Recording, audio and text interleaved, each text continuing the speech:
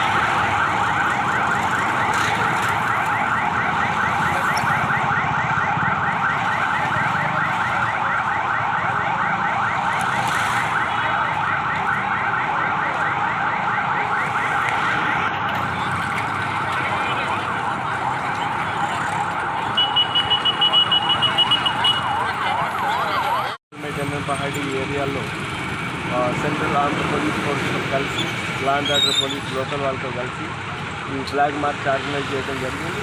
దీంట్లో ఉద్దేశం ఏమంటే రాబోయే MP ఎలక్షన్కి సంబంధించి మనకి పబ్లిక్లో ఒక కాన్ఫిడెన్స్ ఇవ్వడానికి, కొత్తగా ఓటు వచ్చిన వాళ్ళందరూ కూడా ఒక ఓటు కంపల్సరీ వేయాలి అనే అవేర్నెస్ కల్పించడానికి కోసము ఈ ఫ్లాగ్ మార్చ్ ఆర్గనైజ్ చేయడం జరిగింది. ఇప్పుడు మోడల్ కోడ్ ఆఫ్ కండక్ట్ కూడా మోడల్ కోడ్ కూడా ఇప్పుడు ఫోర్స్లో ఉంది.